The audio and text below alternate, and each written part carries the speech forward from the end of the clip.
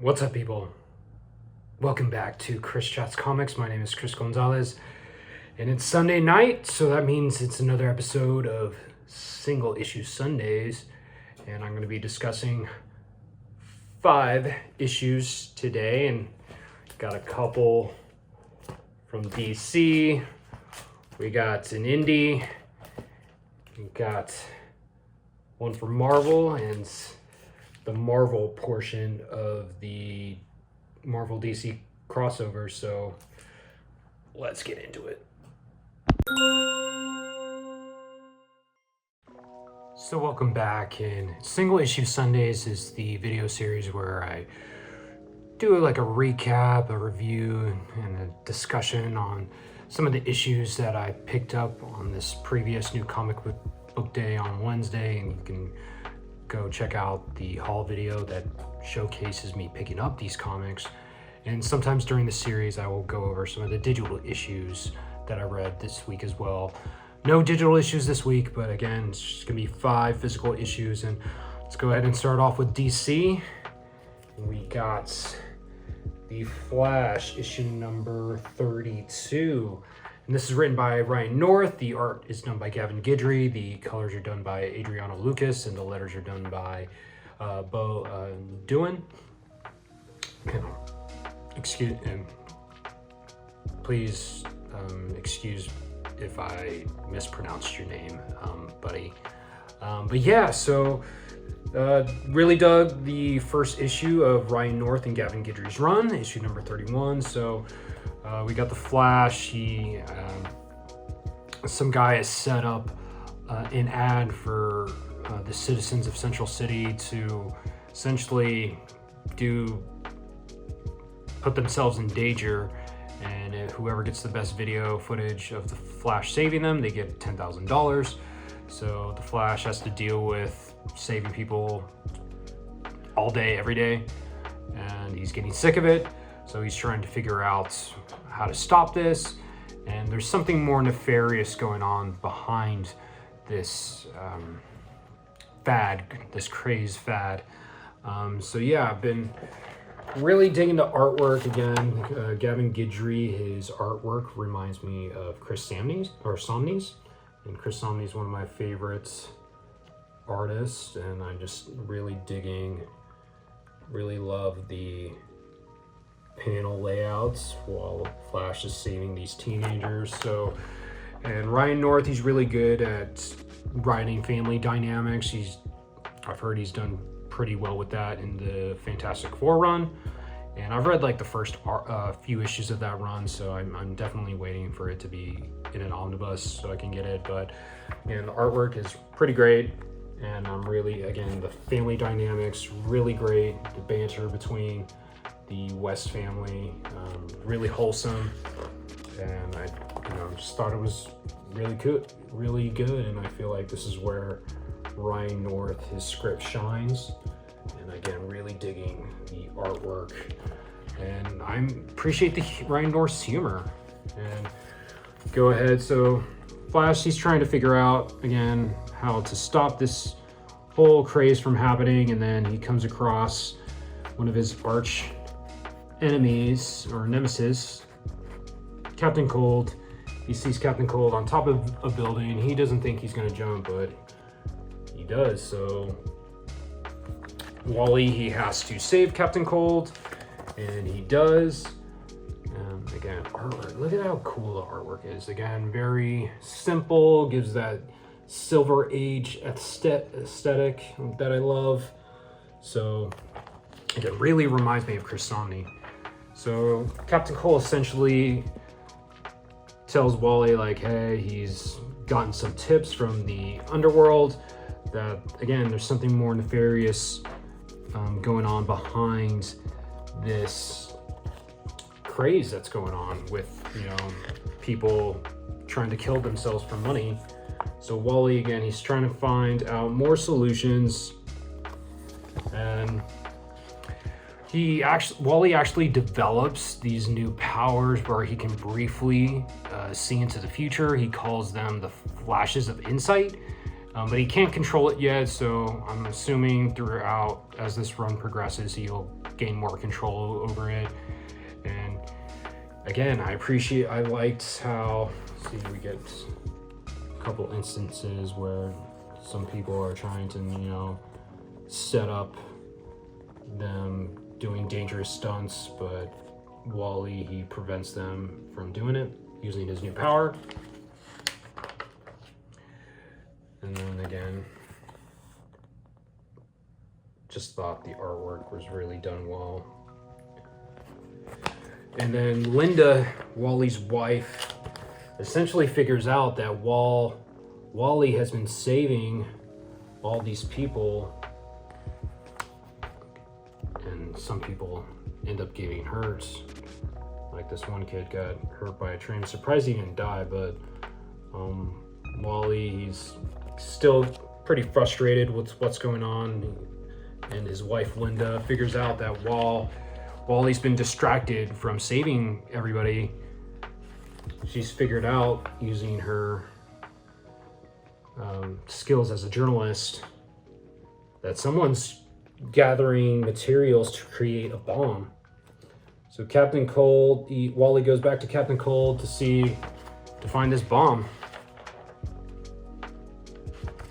And they find out a potential spot where it could be, and it's gone. So now Central City is in danger of a nuclear explosion, and Wally has to stop it. So really another fun issue of the Flash issue. I'm really digging.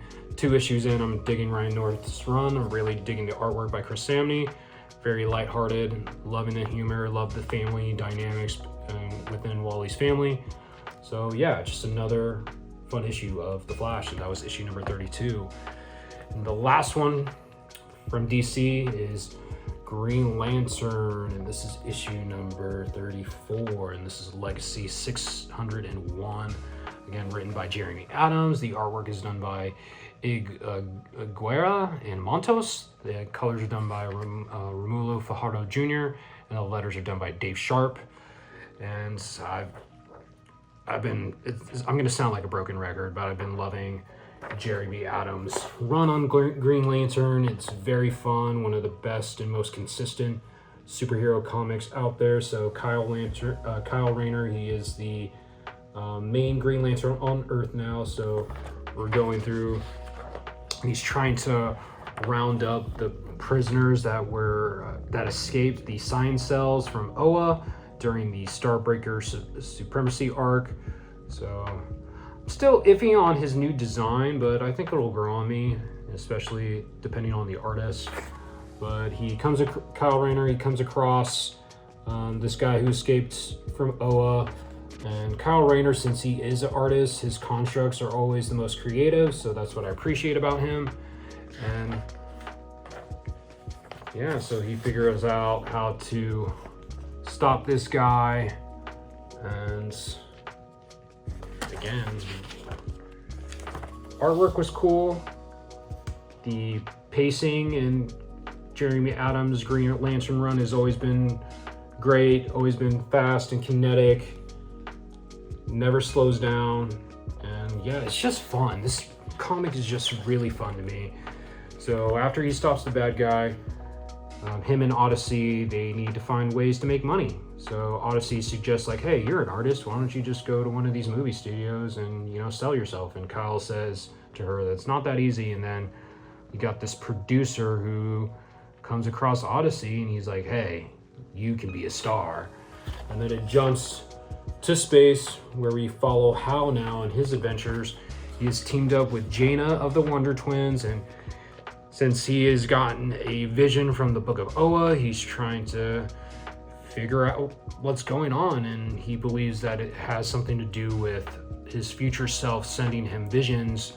So he's, you know, exploring the cosmos to figure out what's going on. So again, he comes across Jaina, and Jaina's looking for her brother.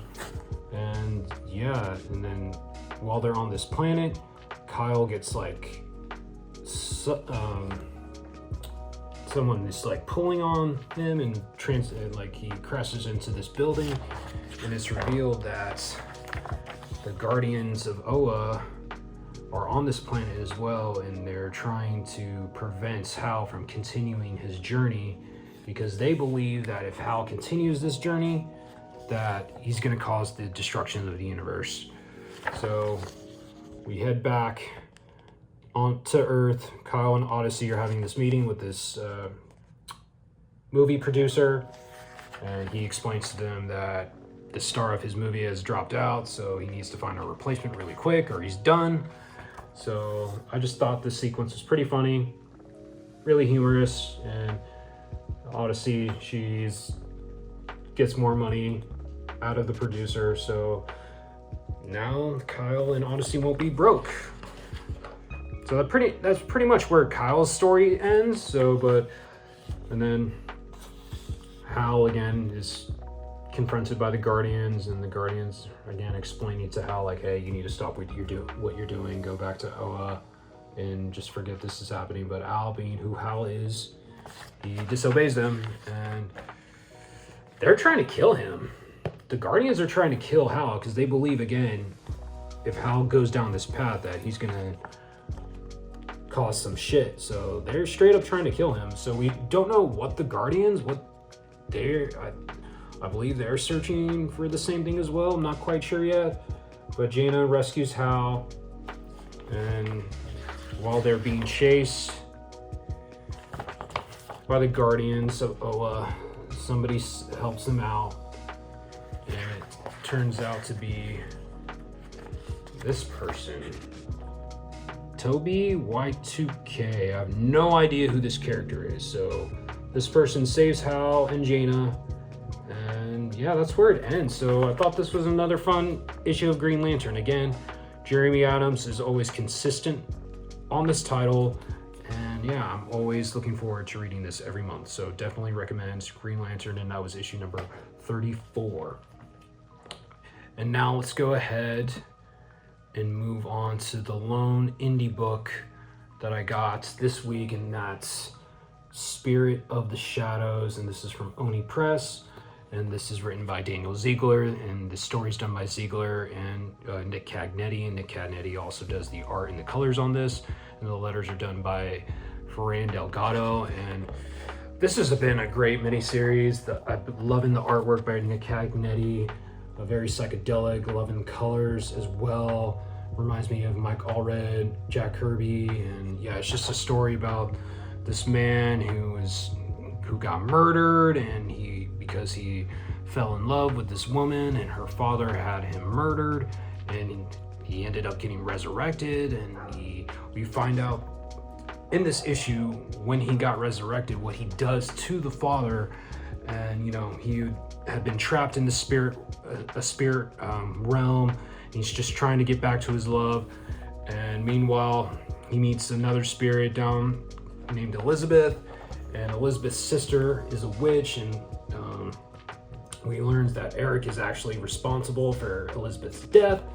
And in the last issue, Elizabeth's sister, she's a witch, and she conjured a spell to resurrect Eric again.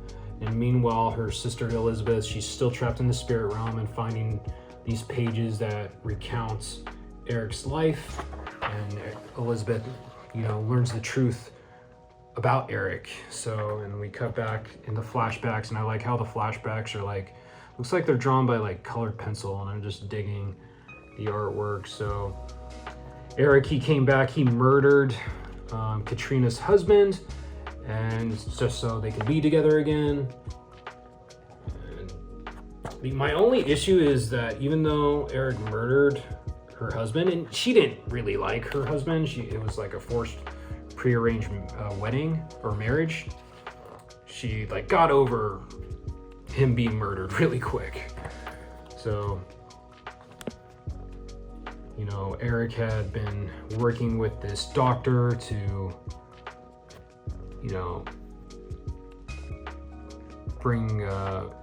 do these experiments. Doctor, I believe it's Perkins. I believe it's Hyde Perkins. But then Eric, he goes on to Lord LeMail's house, Lord Albert LeMail. I believe that's how you pronounce his name. But Eric confronts him because, again, the Lord had him killed, and Lord Albert, he reveals to Eric that he forced Dr. Perkins to do experiments so his wife could get resurrected, and they used Eric's death as like essentially a test to, you know, see that through. So Eric and the Lord, they get into a tussle, and Eric, he sets the Lord's house on fire. And then again, we cut back to Elizabeth. She's back in the spirit realm, but her spirit, due to what happened in the third issue, it gets not resurrected completely, but now she's back in the land of the living. And her sister, again,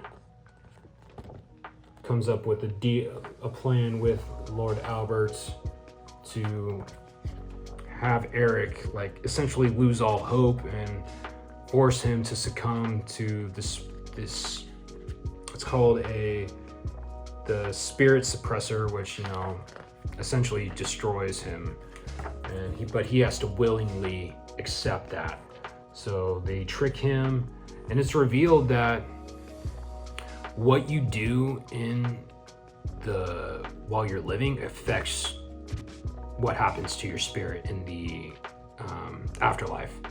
So it's revealed that because Eric, while he did such horrible things, that he won't be able to travel to the realm that his love Katrina's in. So all he's done has been for nothing anyway. So the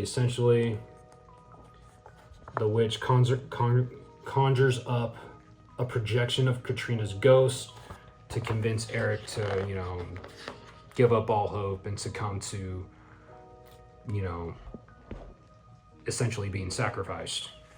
And Eric, he's devastated. But again, the artwork is just really beautiful. The colors just elevate the artwork, and this series is just really good. And again, Eric reveals that while the house, Lord Albert's house, was on fire, Katrina actually followed him, and since he was resurrected already, his body is deteriorating. So Katrina, she went back into the house, and he tries to save her, but he was too weak because of his failing body, and Katrina died in that fire as well. And so Eric, distraught, he forced Dr. Perkins to commit all of these experiments on these different women, because he essentially wanted to transfer Katrina's soul into another body, since her body was all burnt. But it didn't work. But one of the people that he killed, again, was Elizabeth, and Elizabeth finally finds out, and she's devastated because she thought that Eric was her friend.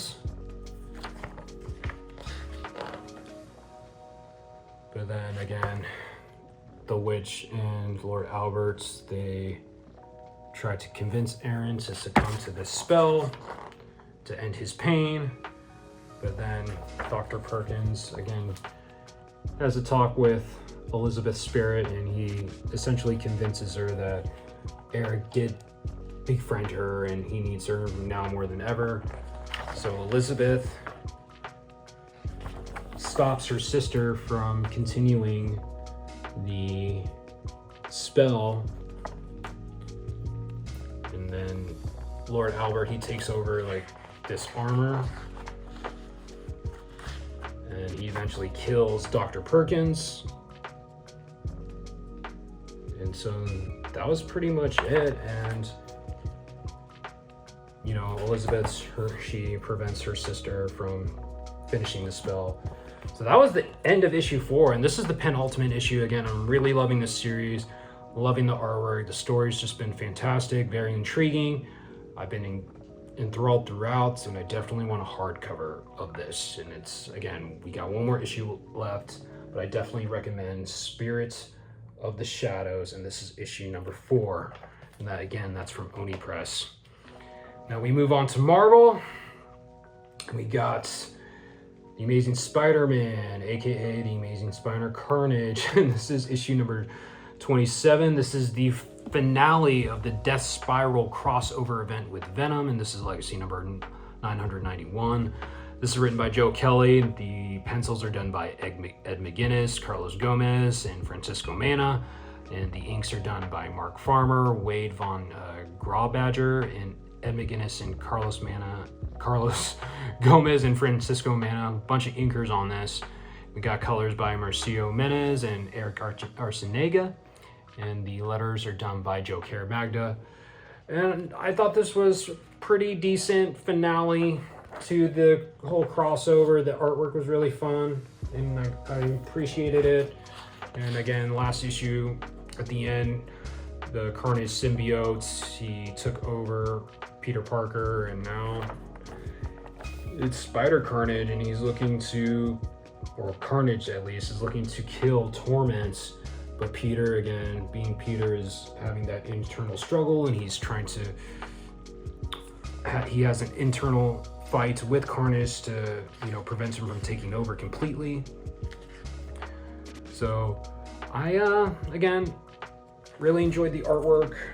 We still, after 9 issues, don't really know who Torment is. We gotta wait for a special one-shot, which is kind of weird in my opinion, but again, I thought this was fun. Again, Joe Kelly's run's been hit or miss for me, but I really thought this was fun. And yeah, so Venom,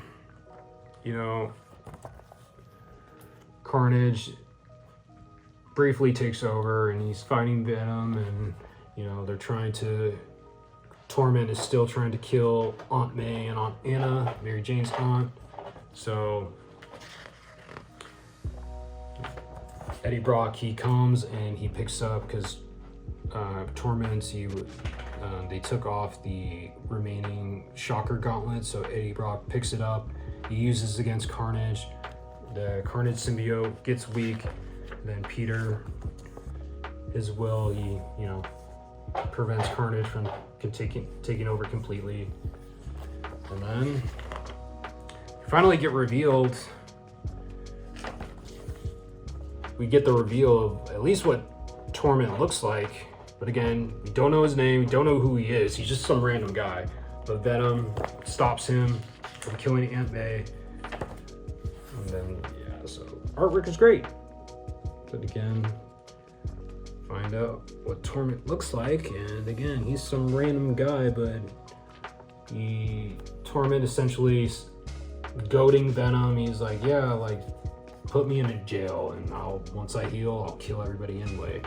And so Venom or Mary Jane, we don't know, maybe both, don't like that, and they just drove Torment off of the building. And is Torment dead? Based on what that, sklat. Based on that, I'm pretty sure he is dead. So that's pretty much where it ends, and then just go through the fallout of everything. Peter and MJ reunite with their family, and then we're getting hints that Flash and MJ are gonna have a relationship. And then Eddie, he's taken to jail, and it's revealed that the Carnage symbiote is still alive. So we'll see how that plays out, who becomes the new host of Carnage. And then, Paul is dead. So for people who've been hating on Paul, you got your wish. And then we got an epilogue where the cousin that was saved, Peter Parker's cousin that was saved, his name is, I don't know, Mr. Crane is his name. And something nefarious is happening, so he's trying to do a genetic screening to figure out who is Spider-Man. So we'll see how that comes into play. So that was pretty much it. Thought it was fun. Pacing was pretty fast. Enjoyed the artwork. And yeah, this was just pretty solid crossover event. Not great, not bad, but just pretty good. So I will be getting that one shot that will be going over the backstory of Torment. So I think that comes out within the next couple weeks. But yeah, that's pretty much Amazing Spider-Man, issue number 27. And now let's get into the big release of the week. This is a big book. We got the Marvel portion of the Marvel DC crossover, and that's Spider-Man, Superman, and this is the one-shot. Our main story is by Brett Meltzer, and it's the artwork's done by Pepe Larraz. The colors are done by Matthew Wilson. The letters are done by Clayton Cowles, and Pepe Larraz can't go wrong with his artwork. Very good. I wish he was back on ASM. Pepe, are you going back on ASM? Because please do. It will make the book a lot better. But yeah, Peter, or Spider-Man and Superman, they are trapped in this like collapsing like cave type of situation. Peter doesn't have his spider sense. Superman, he's feeling weak, and they're just having a discussion. And you know, I like Brad Meltzer's voice for Spider-Man. I think he's does his characteristics really, really well. And eventually a pumpkin bomb that's filled with kryptonite goes into this cave and weakens Superman even more. And I'm loving the coloring by Matthew Wilson. And yeah, it's just Pepe Larraz. You can't go wrong with his art. So this cave that they're in, or area, is collapsing, and Peter's holding it up because Superman's too weak. And Peter's telling him like, hey, like, keep me talking, because when I get into my head, that's my kryptonite. And then Superman asks, hey, so why do you do it? Why do you do the superhero thing? And Peter tells him, because of guilt, because with the powers that I have, and if I can prevent something and don't do it, then he would feel guilty. But we finally learned that this cave is not just a cave. Something's in there, and it's the Venom symbiote. So Superman gets knocked out by the kryptonite, which allows the Venom symbiote to take over him. And I thought this really cool double page spread of the Venom symbiote taking over Superman again. Pepe Larraz's artwork is just fucking incredible. So yeah, just, you know, really badass. Get this fight between Superman and, while he's Venom, and Spider-Man and Peter. You know, it's all set up because of Green Goblin and Lex Luthor. And eventually, look at that. Look at how cool that is. Uses his laser beams to get the symbiote off of him. And then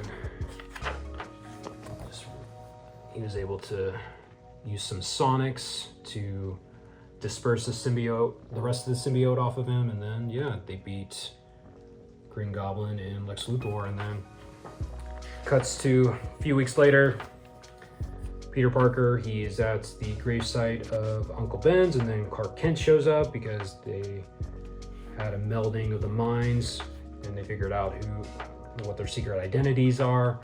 And I just thought this was a very emotional and wholesome moment. You know, they have this discussion over Uncle Ben's grave, and Clark, he tells Peter it's never been about guilt.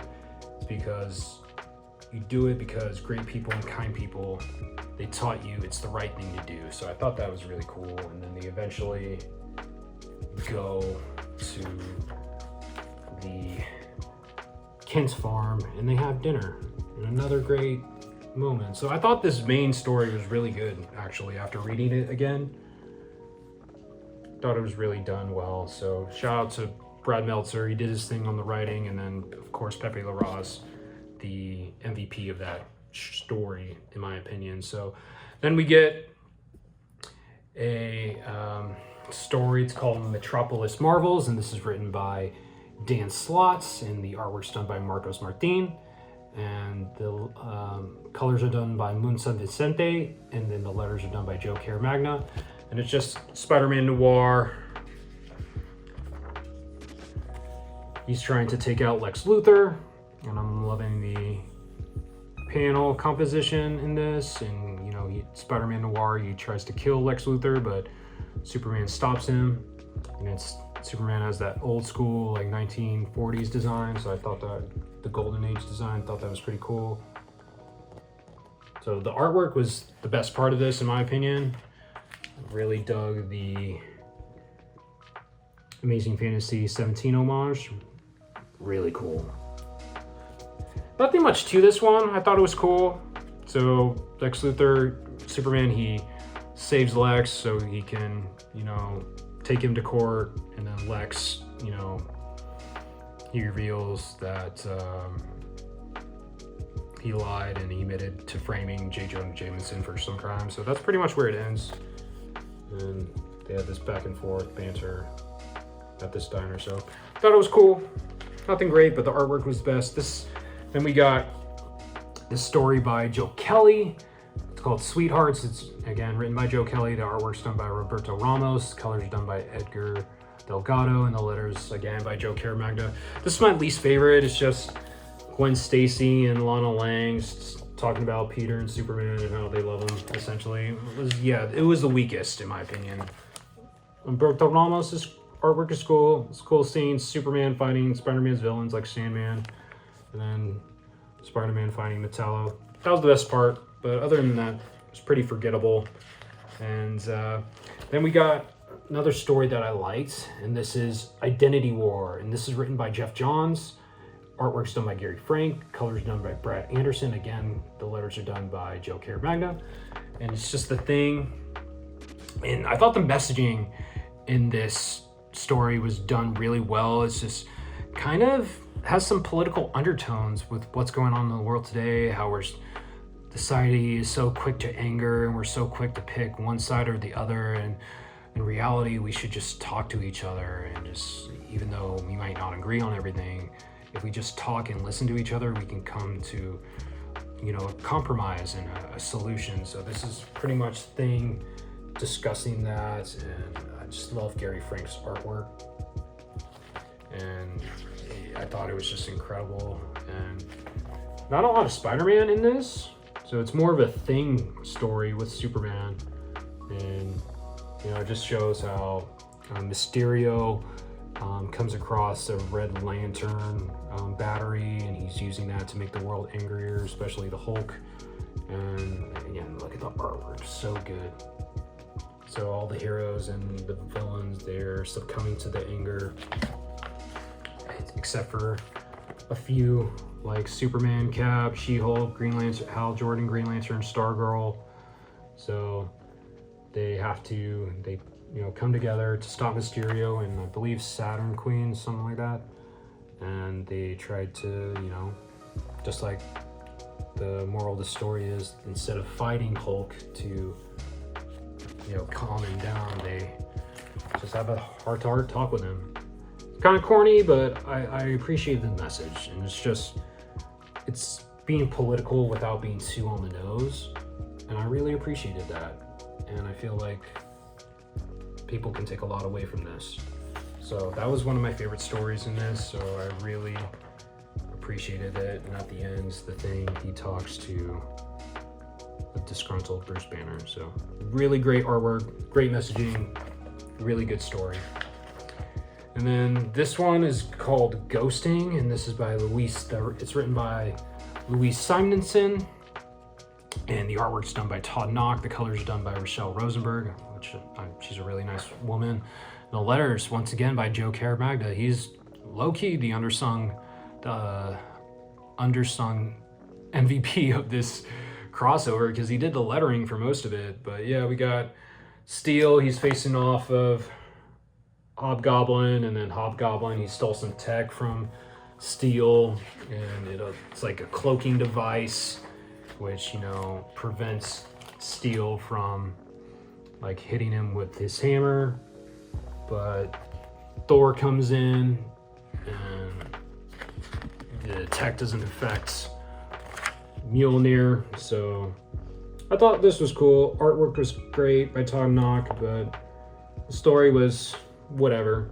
It wasn't bad, but it was just It's just good. It was just good. So that was that.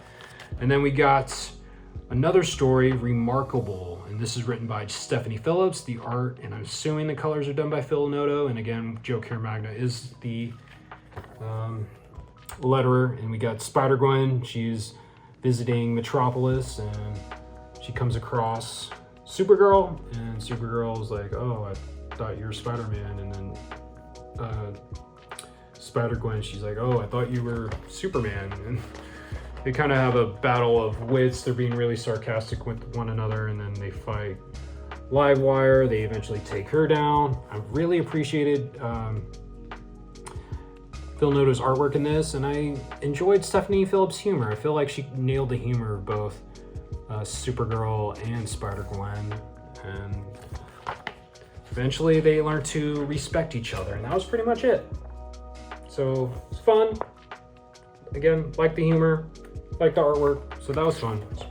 And then this is another one of my favorite stories, and this is The One Thing, and this is written by Brian Michael Bendis, and this is the artwork's done by Sarah Pichelli, both the co-creators of Miles Morales. The colors are done by Federico Blee, and again, the letters are done by Joe Caramagna. And it's always great to see Brian Michael Bendis and Sarah Pichelli reunite to do a Miles story, because again, they co-created the character. And Miles, again, he comes across Superman. Superman has this magic gooey thing that could be made of kryptonite on him. Miles saves him, and you know, he kind of geeks out that he's helped Superman, and Superman's like, okay, we gotta fight Dormammu and Brainiac now. So that's an interesting combination, Dormammu and Brainiac. Dormammu is usually a Doctor Strange villain, not really a Miles villain, but what I liked about this is the conversation that they have about worrying and about anxiety, how we can worry. Pretty much worrying all the time is just a waste of energy, and you just gotta be present and just enjoy what you have now and just take it day by day. So I really enjoyed the messaging, especially as someone who deals with, you know, having anxiety. I really like the messaging.